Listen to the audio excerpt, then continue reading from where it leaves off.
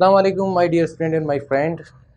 Today again we are discussing same chapter coordinate geometry, and today we'll discuss some queries of my students, and then we'll solve these queries and discuss the basic concept of the questions of coordinate geometry.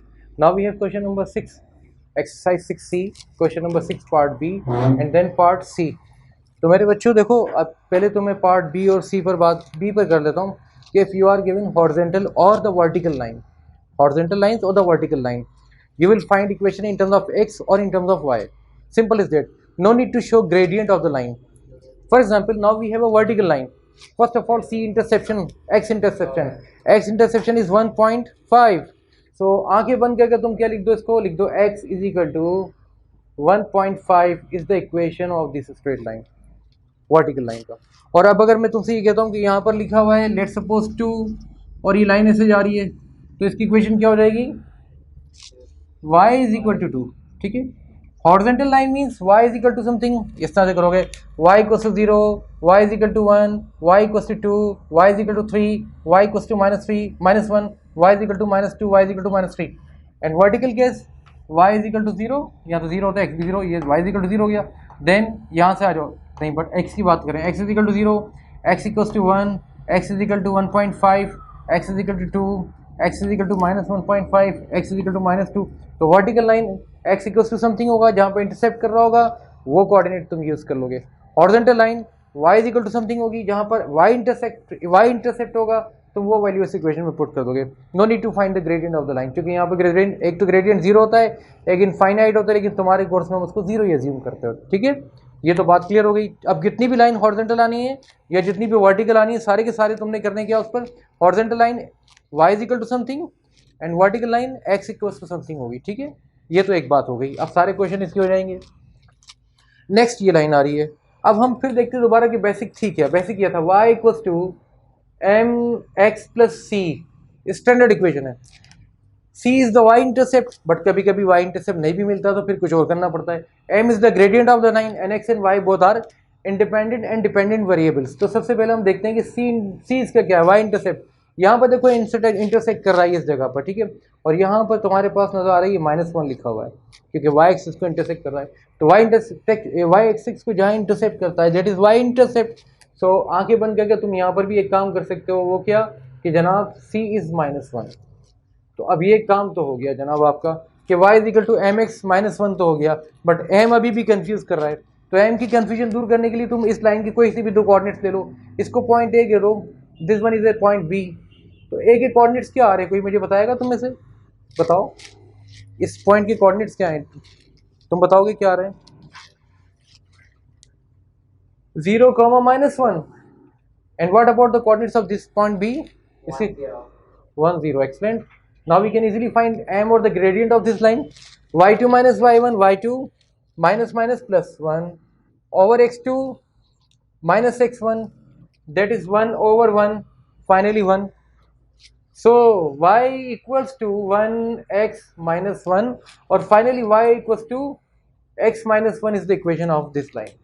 Y is equal to x minus 1 is the equation of this line. Equation आ गई, और ये रहा y axis.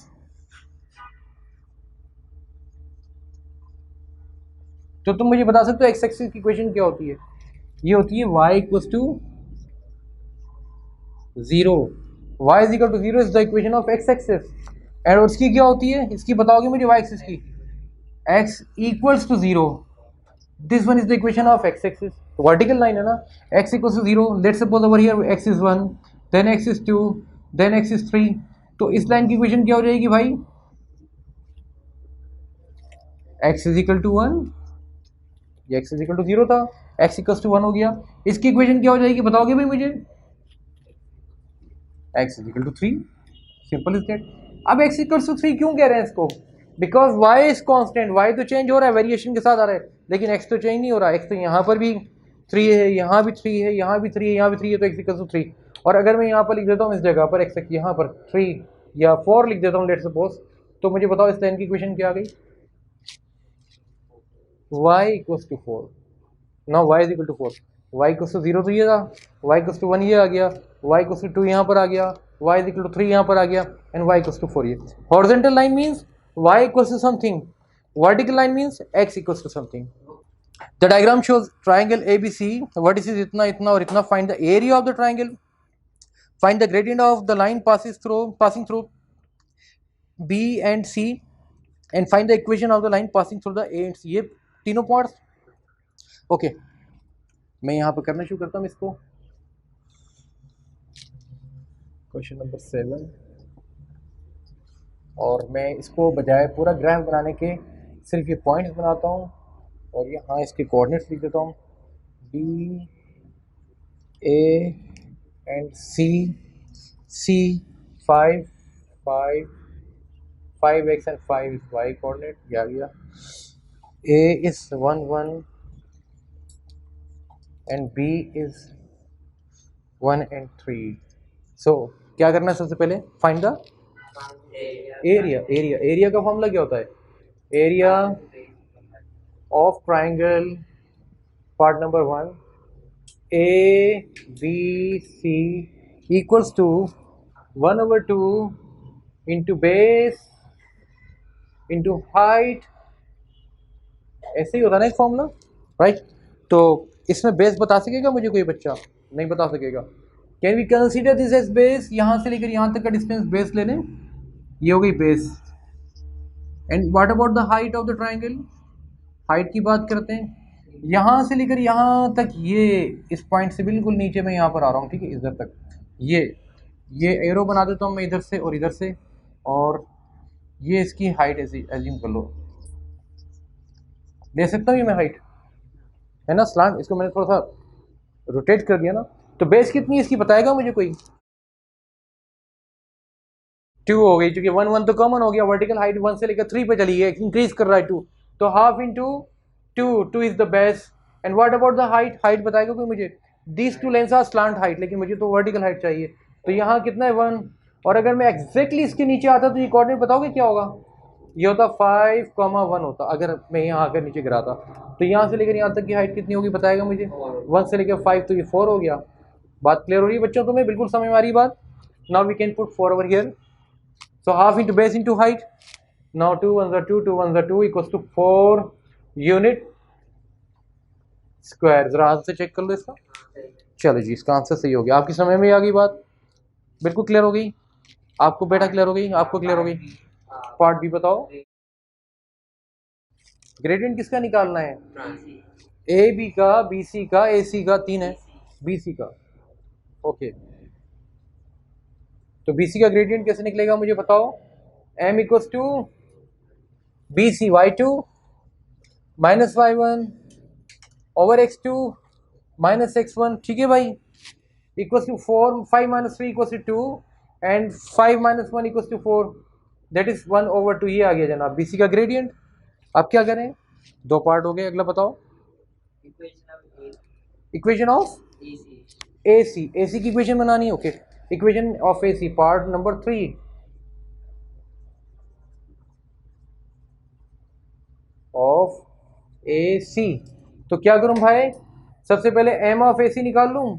Gradient of A सी है. Gradient of A सी कैसे निकालते हैं? y2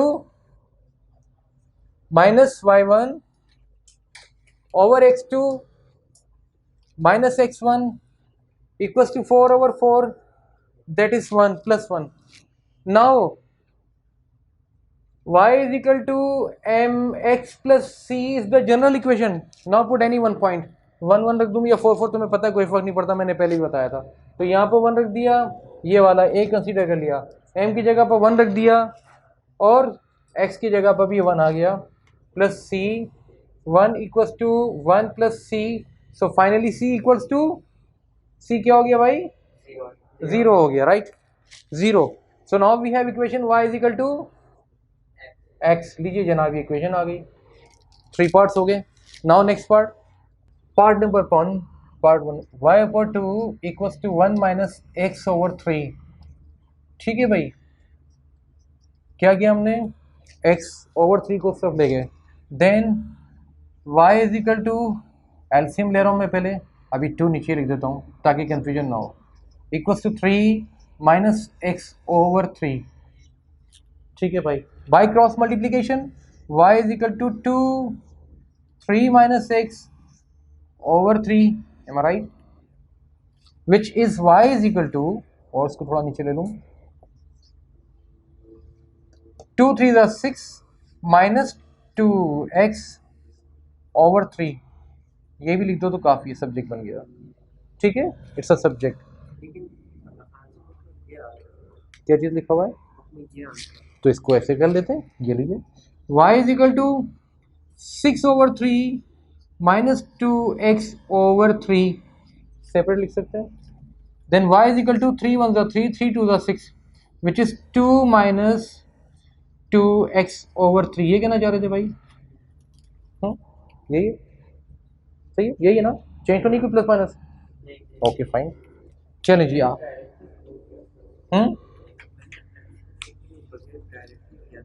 हाँ ठीक है, कर सकते हैं, कर सकते हैं, बिल्कुल कर सकते हैं। एग्जाम में कोई ऐसा ऐसा फॉर्मेट नहीं होता कि एग्जैक्टली यही लेकर आओ, कह देगा तो कर देंगे। नेक्स्ट पार्ट क्या है भाई इसका, find the gradient of the line, इस लाइन का ग्रेडियंट क्या होगा। So now we have equation y equals to minus 2 over 3 x plus 2, तुम कहोगे सर आपने ऐसे क्यों लिखा, आपने एक्सटेंड क्यों कर दिया, so that I can convert this into this form, y is equal to mx plus c form, so the m or the gradient of the line equals to minus 2 upon 3, ये आ गया भाई, ठीक है, got it, बात समझ आ गई। Next part बताओ क्या है,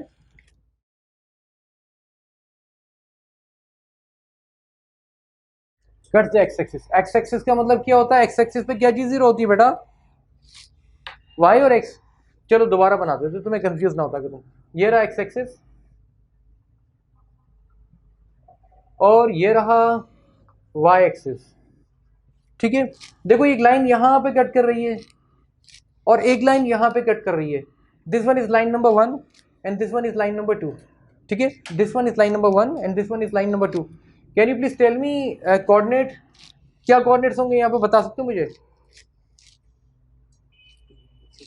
एक्स तो डेफिनेटली कुछ ना कुछ होगा, मैंने लिखा कुछ नहीं है, लेकिन वाई क्या होगा, जीरो, एक्स एक्सिस पे वाई जीरो होता है, and what about this point, x zero होगा, वाई कुछ ना कुछ तो होगा, तो इसकी खूब अच्छी प्रैक्टिस कर लो, on x axis y must be zero, on y axis x must be zero, ठीक है। अब ये तो हो गई दो बात, अब उसने क्या किया, find the coordinates of the point where the line is